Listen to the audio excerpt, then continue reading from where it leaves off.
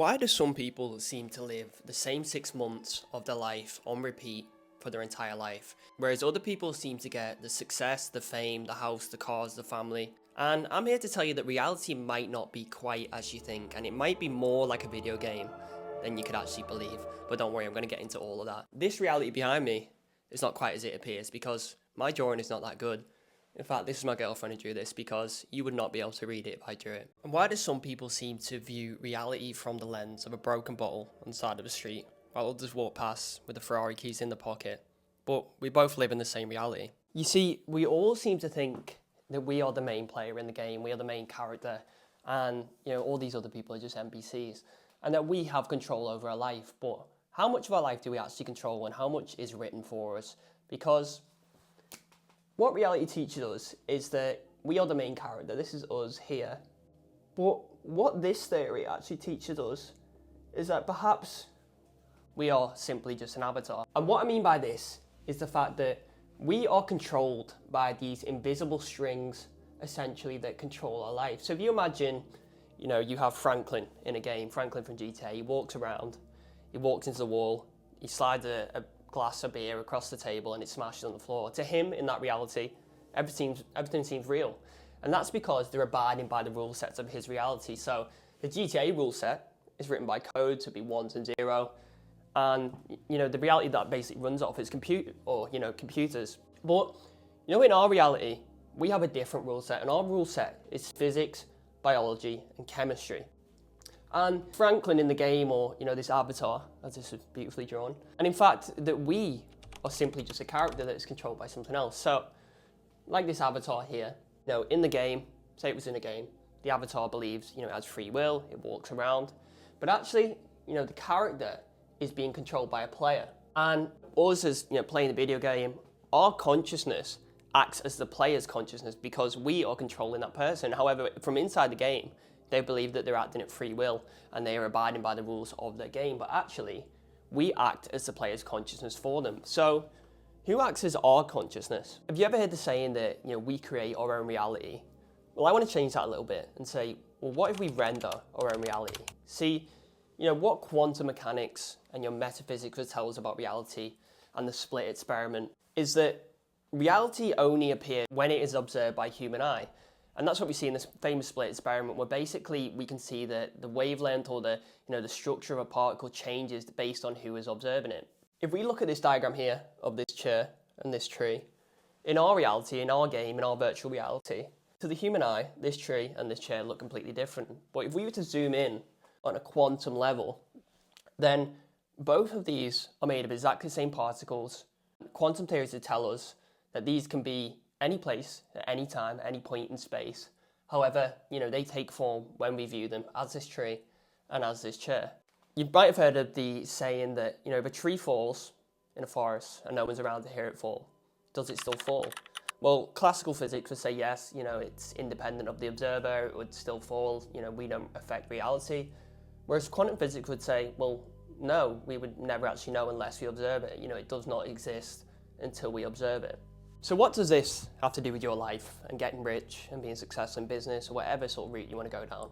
Well, don't worry, I'm going to get to that. What I want you to understand is the universe is a huge quantum computer. And just like a computer in a game would use code like this to generate that reality for the player, the universe basically acts as this huge computer that calculates every possible variation of what could happen within our reality, except it only ever needs to calculate a sort of subset, which would still be infinitely big for us to comprehend with the human mind, but this subset of variations, so you imagine you've got all the variations that are possible, but it only takes a small chunk, and that's because as humans, we're fairly generic, we're fairly NPC-like. And the key to all this is the Eye of Ra. And and this links back to Faye's rug, as we can see here. One time while I was playing basketball. What? Are you looking? And instead of me just handing you a freaking packet, I'm gonna teach you how reality actually works. And in fact, I would go as far to say, until you crack someone's head open, the brain is not even rendered. But you would say, what if I come up behind you and hit you on the head, on your brain, then you walk with a limp, you're slightly disabled, Well, I would say that is actually consciousness acting in that way. The consciousness itself is, not affected. That is consciousness now acting with a new rule set. And this would be the rule set of biology. Your biology has changed, so it has to act as if this has happened. And you might be thinking, well, how do we know that the universe is this huge quantum computer that is generating our reality? And that's because we look at something called entropy. So entropy is the measure of order. So high entropy would mean that everything's scattered. You imagine all these particles everywhere. Whereas low entropy would mean everything's ordered. And low entropy would be the emotion of love, because love brings people in unison. Everyone works together in harmony. Whereas high entropy would be fear, like you can see here. And throughout human history and evolution, what we see is this slow progression towards love and unison, because this is what drives civilizations forward. By us working together as teams, this drives evolutionary progress. This creates buildings. This creates huge kingdoms that we've seen. Whereas fear, drives everyone apart. They work for themselves. They're not, they're self-interest at heart.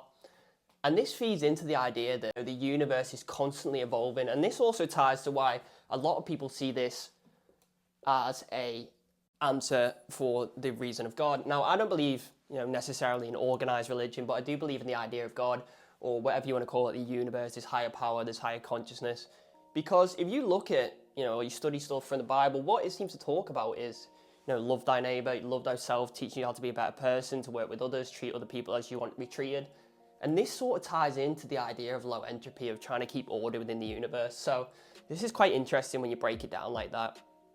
That, in fact, we may be in the image of God. And what you need to understand about reality is it's rendered based on what we pay attention to. So if you can imagine that, we're receiving this data stream, I'm born, this is my life, this data stream, this forms my beliefs around what I believe to be true. And then depending on what I believe to be true would determine my actions. So what sort of actions I take, whether I choose to go out that week, and whether I choose to work on my business, whether I choose to do that.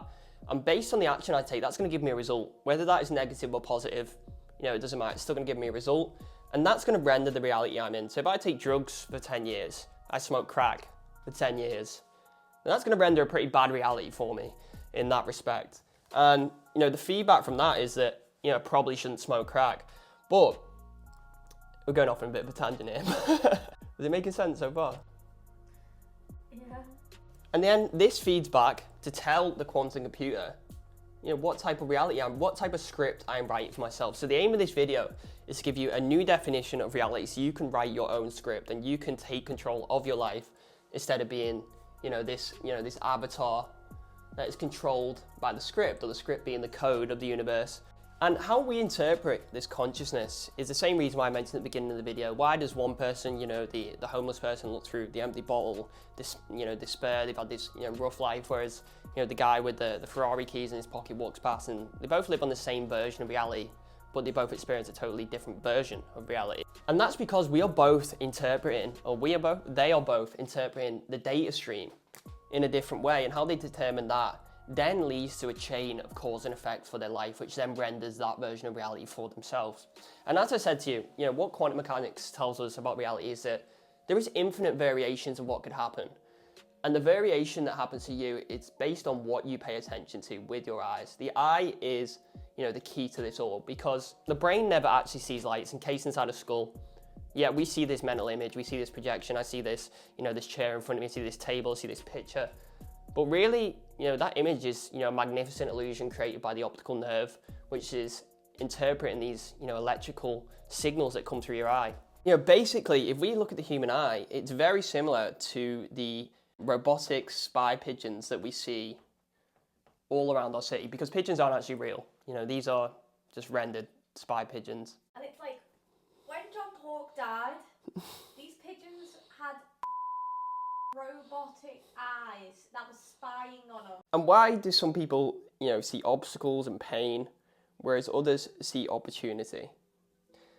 I'm just going to put opport, because I can't be bothered spelling it. And it's all based back to this data stream that we receive, this, what you can call God, what you can call the universe, this higher consciousness. And you are the avatar that is going to act out this data stream. So how do we create a new script, a new set of code to run our life off? And that's by recognizing if I can spell that, recognizing loops / patterns. And that might be, you know, patterns of self-sabotage. So, you know, this would lead down to the point where, you know, I get to a certain point in my business and I think, oh no, I'm comfy, I'm okay, so I can stop working. And then you're just constantly trapped in this loop of going up and down. And this is what we see when we see people living the same 6 months of their life on repeat for their entire life, and then they die. So you need to recognize, you know, where your high point is, where your low point is. You know, your room gets to a certain amount of messiness and you think, oh, I need to clean it up. You let it build up and build up, but then there's a certain level that you won't go over. And that would be your base level. Or, you know, you make a certain amount of money, you're like, I've got $5 in the bank, you know, I'm comfy. And then you begin to spend it, you go back down, and then you're like, oh, this is too low. So you need to find your high point and your low points and work out, you know, and mark them on a graph so you know when you're going to hit them points, and you can avoid doing that so you can make constant progress and growth in your life rather than sort of oscillating between these low and high points, which 99% of people do. One of the most important things you could possibly do is to set new intentions. Unless you set intentional intentions, that's a big word, then you just live life on this autopilot script, this script that is getting written for you. And you'll never actually achieve what you actually want. Autopilot? There's missing an L. What you want to achieve. It's like, for example, you buy a random plane ticket and you end up in Africa and you're like, how did I get here? It's the same principle. You know, you're living your life on autopilot. You need to be intentional about it. You need to reverse engineer your 5-year goals into a year goal and, you know, work out what you need to do on a daily basis to actually get there. And that's the best way you can do it. And this has helped me grow so much and, you know, get me to the point where I am in my life right now just by reverse engineering goals. For example, if I want to make 10 grand a month, you know, that's £360 a day, something like that. So you need to find a way to make £360 a day. Rather than looking at this big, huge goal, break it down into smaller, actionable steps that you can do on a daily basis. And set your intentions by writing a new script. And I mean actually writing a script for what you want to do with your life. So I want to be doing this, I want to be in my dream job, I want to have the yacht with the family, I want to travel around the Caribbean. Write this script, and the more you write that down and you visualize that, then that brings you in correlation with the reality that you actually want to live. And more importantly, and without getting too esoterical on you guys, even though it's being pretty esoterical this video, is you have to have faith. And this again provides some or more evidence towards the idea of God, that, you know, they teach the idea of faith, because, you know, you don't need to know how, you just need to know what. You need to know what the goal is. You don't necessarily need to know every single step to get there. You just got to have faith that you will get there and the path will unfold before you. And, you know, because when you try and think of every possibility to reach that goal, say you want to make your first 1 million. When you're trying to think of every possible option, you just get overwhelmed and your brain just gets fried with all these different options, because there's so many ways to make money in life. There's so many ways that you just get confused and you just get stuck in this circle and you never actually make any real progress. But when you set the intention, set the goal, and you let the creative mechanism within inside your brain guide you there, and you have faith that it's going to work, this is how you achieve your goals. I want you to ask yourself, are you an NPC or are you a player? And if you think you're an NPC, then all you need to do is rewrite the script for your life. So I hope you enjoyed this video. If you want more videos like this, let me know and I'll drop them next week.